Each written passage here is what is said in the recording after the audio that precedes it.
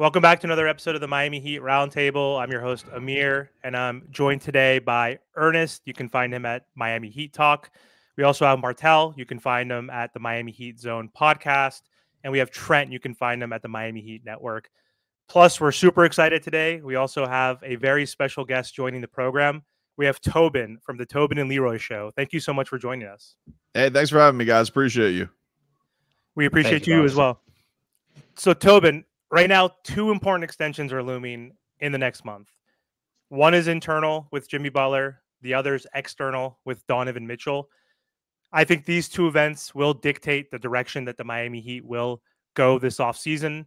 So I wanted to get your opinion and how you think this whole extension thing will play out with Jimmy and the Miami Heat. We had guests that have joined the podcast in the last few weeks, like David Ramel from Locked On Heat, and Big O say they don't think the Miami Heat are going to give Jimmy that extension. So I was curious about your thoughts on that. And the second part is, do you think Donovan Mitchell will sign his extension with the Cavs? And I asked that because a new report maybe an hour ago just came out from Jake Fisher stating that the Cavs are not expected to entertain any offers on Mitchell, Garland, Allen, or Mobley this offseason.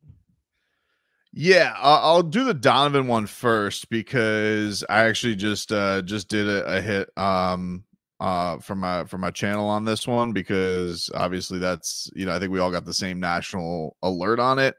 And so I went to the original article on it.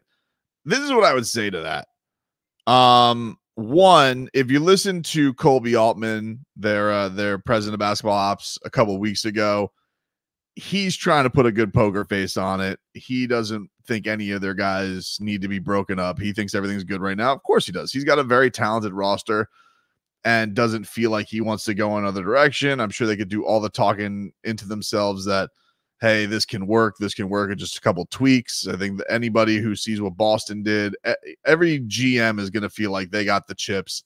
They're going to want to keep all the chips. But the thing with the article that came out is it's an article on their coaching search.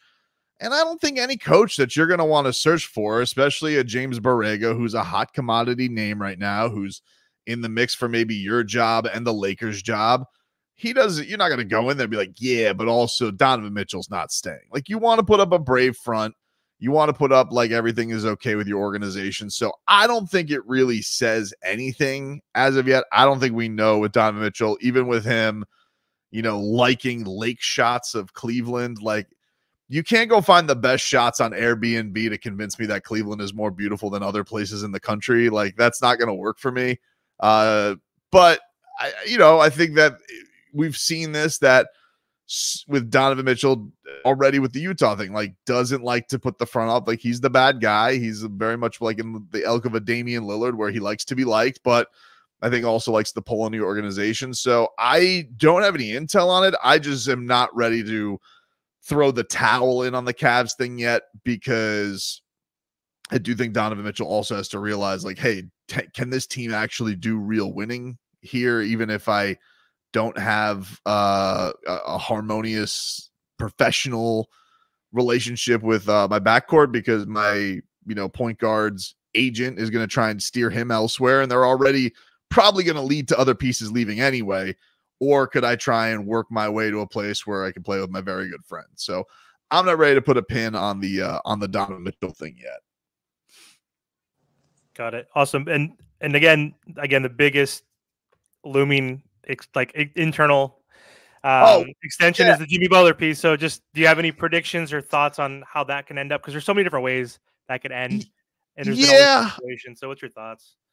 I have said that if he leaves, I feel like the team that makes the most sense for him would be the Knicks, just because of the Thibodeau connection, his agent, and seems to have an affinity for New York. Jimmy's lived in New York. There's all these reports that multiple teams are out there that would give him the extension. I think that's there's only so many guys who, as Pat Riley says, like, Jimmy's a needle mover. Like, there's only so many of those guys that become available. So of course there are going to be teams that are lining up to say, hey, we'll give Jimmy the max. We'll do all this. I think where the Heat come into their hesitation is, they were pissed that this year that they I think felt like the roster bought a little bit too much into what they did the year before, that they could skate in a regular season, turn it on for the playoffs, and Jimmy was a big part of that. And I think that with him getting hurt, you're just kind of lashing out at the end. Like you're embarrassed because your rival is in the finals, and you just got beat by them in a huge margin, and your players weren't available, and it was a year where you had a record number of starting lineups. So I think Pat will always make these points to call people out in post-game press conferences or postseason press conferences. It doesn't necessarily mean that someone's going to be on the go. I think he just wants his message out there loud and clear, because he only gets a couple cracks at it a year. Like he said in that same press conference, Spo is the voice of the organization. So when Pat gets those couple opportunities a year, he's going to shoot from the hip.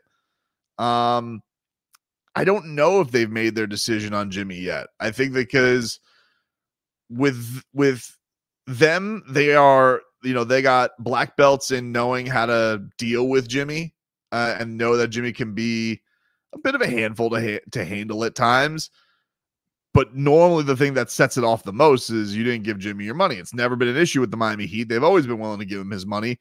But with his age, his production, and his durability, all the reasons you guys have heard so far this offseason. So I think ultimately my guess is that, and I'm not reporting this, is just my guess, is that I think they're going to end up giving it to him, because I think they want a happy star. And I think that they know there's not many guys that are going to get better that are better than Jimmy Butler. And I think that ultimately they'll feel like a happy star is going to lead to a more productive star. But you never know with Pat. Pat's a gangster, and usually with his aging stars in the past, if I went by past relationships, it hasn't. But this could be different. I mean, because those have bit him in the butt before. So, Tobin, let's just say that we can't get a guy like Donovan Mitchell. This Miami Heat team has been linked to Lauri Markkanen, DeJounte Murray, and the list goes on. So would you rather us go all in for a whale per se, or maybe just try to reshape the team with high-level role players? Because, we are paying Duncan, Jimmy, Terry, Bam, and then how are we going to make this team, worthwhile for Jimmy Butler going forward? Yeah, I mean, look, certainly if there's not many whales, I think, for them to go out there. I think the biggest shift would be a Donovan Mitchell. Lauri Markkanen, I saw those reports. I don't know how much there will be to that, just because he's another one where it's like, does he really want to leave that situation where he's in Utah? Or is that like, hey, we just think Danny Ainge wants to sell high on guys? And then when you're the Heat, when it comes to business with Danny Ainge, is that really a possibility? Be an awesome move. I mean, he feels like he would fit next to Bam quite nicely, and that would be a fun upgrade for this Heat roster. It may not be like the sexiest big name that you've ever heard, but I think it certainly would be, in the realm of bringing in a Porzingis or a Drew Holiday to the Heat roster. I think it would be that kind of an upgrade for them for sure. So, yeah, most likely the way it's gone for the Miami Heat, the whales haven't worked out. I mean, that's just the facts of it. I think we're all a little bit guarded with what happened with the Damian Lillard stuff last year. We were all, waiting for every single update, every single minute, and nothing really ever changed from the first report that he wanted to come to Miami. So I think with this one, what'll be different is they're going to want to know immediately, hey, we're going in this direction. And if it doesn't feel like it's going to bear any fruit, they're going to move on to something else. And yeah, probably recraft their roster. They have to. There's no way the Miami Heat can look around at what they did last year, think that it's anywhere good enough, and not reshape some things, even if it is just around Jimmy and Bam. But are you willing to go all in and give up, guys like Jovic and Jaime and Tyler and all the picks? For whom? I mean, it doesn't really matter per se, but just let's say if they want to go after a Trae Young type, are you willing to go all in? Because that's what we might have to do.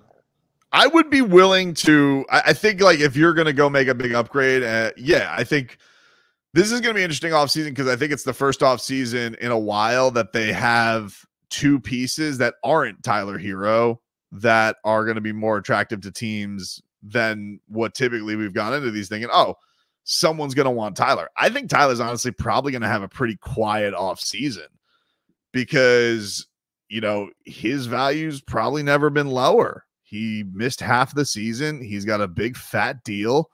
People already had questions about him as a playoff player as it was last year. So I think the Heat know that if they have to go into this, that Jovic and Jaime are going to have to be on the table. But could they do it with a combination of, you know, a Tyler and a Jaime, a Tyler and a Jovic, and then something like that with picks? I don't know if there's any player that's out there right now that's, you know, the Godfather. I don't even know if it was Donovan Mitchell if the Heat would do that.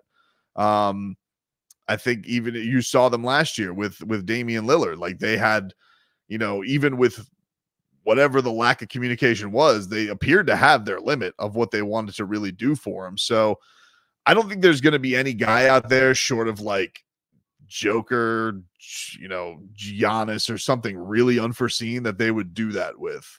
I think it would probably more likely be like one of the young guys they'd have to pick.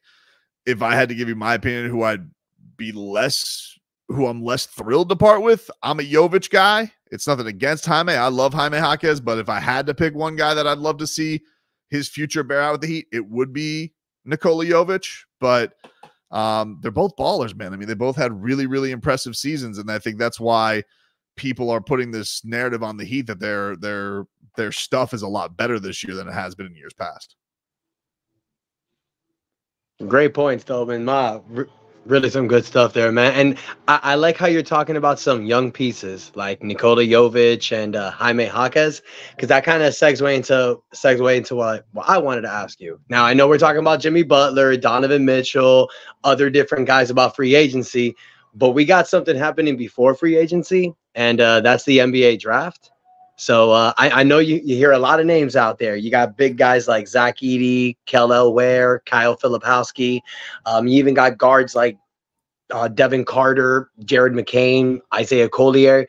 I'm just curious, is there anybody that sparks your interest the best for this current Miami Heat team, this roster currently assembled? I'll be fully transparent with you guys. I'm not a huge like draft guru type of guy, but with the Heat going, getting bounced, I've just started diving into the prospects. So I have been looking into Devin a little bit. Obviously, that'd be really, really a cool story because of his father. He knows everything that goes into the organization. Be the first Miami-Dade player to ever get to get drafted this decade. Hasn't been one since Tim Hardaway.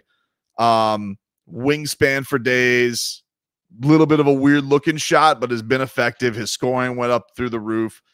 But I just think like if you were able to get him, and that's going to be a tough question because it does seem like his stock is rising, and I don't know if he'll necessarily fall to Miami.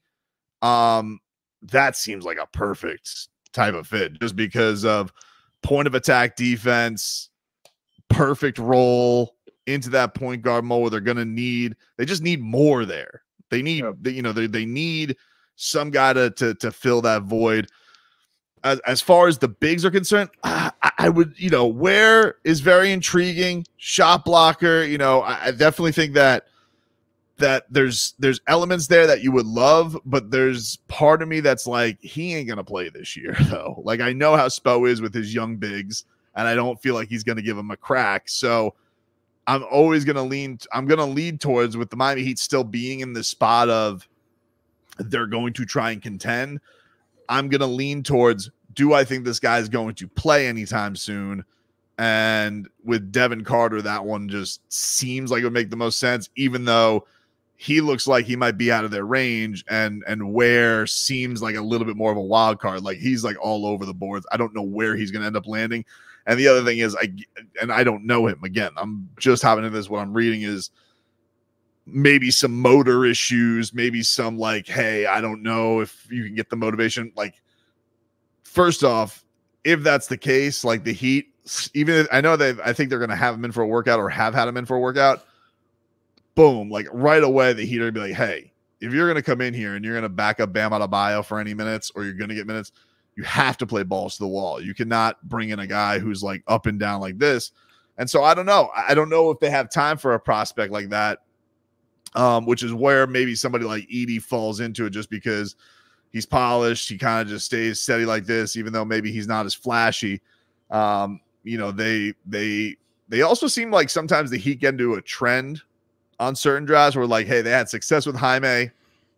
They kept saying he's not a typical rookie. They liked how that worked out for them this year. Does Adam Simon and the front office, do they go back to that well of, oh, let's go get a more polished guy. Let's get a 22-year-old. Let's get a guy who's got a couple more years under his belt, as opposed to the project like Nikola Jovic, who you saw the leap, but it still took a year basically and a half for Spo to truly give him an opportunity. And that even still in the playoffs was like not all the way arms wrapped around Nico being there. So if I had to guess, like based on where they're at and the coach, of course, you got to see how the draft board falls. Like guy like Devin Carter makes a lot more sense to me than some of the big projects, even though you could even probably argue that that's finding legitimate big backups to help this team is probably a bigger need, but it's just a matter of coaching trust. What's going on, Tobin? Once again, appreciate it. So, I have a few questions for you. It's going to be like 1A, 1A, 1B. And so, going back to like free agency and, Russell Westbrook has been thrown. And before you say anything about Russell Westbrook, he's my favorite player. You can be hard of him, but I just want to make sure you know that. He's my favorite player. I go to war for that dude. And, you brought up stuff, we need guard help because, we was relying on Patty Mills in the playoffs in some situations, DeLon Wright with Terry dealing with the neck injury and all that other stuff. So, and Tyler shown that I don't really trust him at the one. So we really need that backup position. Do you think Russ is a legit, like an option for the Miami Heat? Do you think that happens? Do you think that's just a smoke screen? Do you think it's just a bunch of rumors, with the offseason being here and Heat are going to always be thrown at, somewhat big names all the time? Or do you think there's a chance that, Russ can opt out of his option deal with the Clippers and, look at Miami as a destination? Yeah, that's interesting. It's funny. It's like you guys were eavesdropping before I got on the air with you. I explored a little bit of this today on the channel about the Russ thing, because I don't know if you probably saw the same thing, that Bovada had him as like the Heat are the favorite to land him. It's also interesting because it coincides with Nikola Jovic over the weekend saying that was his favorite player of all time. So that's kind of cool. Definitely not writing it off, because it's been a name that's always kind of circled and bantied about with the Heat. And I think the things that I like that Russ could bring to the table, first off, is like you have two guys at the top of your payroll in Jimmy and Tyler who have durability issues and miss regular season time. Kind of similar to what he was dealing with the Clippers. Like he had to be in a place where he was more the filler. Like he's filling in all these other spots when these guys can't necessarily go. So I think that there's a value in that, because this guy knows what it's like to be the leading scorer. He knows where to get his teammates involved. He's worked with skilled bigs. So I don't dismiss it. I don't know how happy Russ would be in a role like that again, because I don't know what he wants. I don't know if he wants to go to a place where he has a bigger role, because I don't, he probably, look how many guys it took to basically get him on the bench in LA. So I don't know how thrilled he would be. And I don't know how crazy the Heat are about bringing in another aging point guard like they did with Kyle Lowry, even though they're very different players. If that's something they're into, but you'd have a UCLA connection, his relationship with Kevin Love, the Jaime Jaquez. So you'd have like that little contingent there. I could see that being something that could be valuable to Miami for sure. I'm not against it. I think I'd be more for it than I would be against it. There's just questions about, his happiness that he would have here, because I think you're almost using it. I can almost see Russ as like in spots being like a Band-Aid for Miami in big time spots if somebody goes down. And I don't know if that's something that's going to make him happy, or if he would be into doing that in a place like this. Yeah, Russ does come with a lot. Trust me, I know him as my favorite player, so I know what he comes with, the positive and negative. But my second question would be, Outside of like the big whales, Donovan Mitchell, Murray, Trae Young, and stuff like that, we're going to be losing some big pieces this offseason with Caleb Martin and possibly Haywood Highsmith. And I think we all love Caleb Martin. Haywood Highsmith, I'm on the edge with. Outside of that playoff performance, 3 for 16 at the three-point line, I believe around there was something that I noticed a lot. But I do think they're both going to get paid a lot of money, well deserved to them. But like, what's some options to replace them? Like, are we going to look at the draft with our 2 picks? Are we going to look at free agency? And I understand free agency is probably not the best. I'm looking at players like Lonnie Walker, and it's not really a replacement of Kogi. Like, those are kind of the options that we're looking at, and also that we can afford. So like, are we going to go with Jamal Cain, Alonzo Williams? Like, what direction do you think we're going to go to replace them? Because I do think if we don't trade anybody for a star, we're going to have Jaime there at least, and Jovic, but Caleb and Haywood are probably going to be gone. And those are, like I said earlier, some big losses. Yeah, I think that, from Caleb's standpoint, I think that they'll be, from an offensive standpoint, okay, because the way I look at it is that's going to be a lot of like Jaime is going to be the spark next year, right? If he comes back, I think Jaime is going to be, the spark scorer, the main guy off the bench, the main guy who's going to provide the offense. It's going to probably feature him. He's going to be the Energizer Bunny. Obviously has to get better and more reliable as a shooter, just like Caleb Martin did. They threw him to the Wolves defensively last year, and they're really, I think he knows that he has to get better at it, but he's never scared of the challenge. He takes these things on. I think in those moments in the play-in and before he got her in the playoffs, like, you saw a guy who wasn't afraid of the moment. So I think that there's a lot of Caleb that's going to be okay with just the growth of Jaime Jaquez Jr. With Haywood being gone, like, who's that guy who's just going to be your specialist lock guys down? If they bring, DeLon back, DeLon can handle, I think, some of that stuff on the wing for sure. For bigger guys, I don't know. That's still a question remain. I really, really, really like Jamal Cain as a player. I like his attitude. Has a bit of a cockiness to him that his teammates play about. Like, he really has a lot of strong belief in himself. He's like Haywood has been, he works with Caron Butler as his development coach. And, Caron just seems to know how to infuse a lot of that greatness out of guys, especially when it comes to a shooting perspective. And I could see if I had to give somebody as an heir apparent to like the Sioux Falls system that's going to turn into something, I would guess him, just because he's one of those guys that will find offensive rebounds and putbacks and doesn't necessarily need the ball, but I think is also not scared to shoot in big moments. I don't necessarily know if he can provide the defensive pressure that Haywood could, because not few can. That's how great Haywood Highsmith is at defense. And Haywood looks like in tremendous shape this summer as well. Like, he looks like he's really revving himself up for whatever team he lands on. But if I had to guess, I would say Jamal's probably the guy as on the outskirts, and then the big guy they'll look for the production that they're going to lose with Caleb is just going to be more from Jaime Jaquez. Yeah, I totally agree with that. We also have a mid-level exception as well, so we don't have to go with the vet min guys to fulfill Caleb's role and Haywood. So who knows what we can get with that, if there's like a Valanciunas or Obi Toppin or maybe a higher caliber type of free agent player that we can, make that offer to. But anyway, Tobin, before we do close out, we want to thank you again so much for joining the podcast. Totally appreciate it. And we already assume that most of our audience is following your channel on YouTube, but if you're not, you guys got to follow Tobin on YouTube. And is there anything else you want to plug or shout out before we hop off?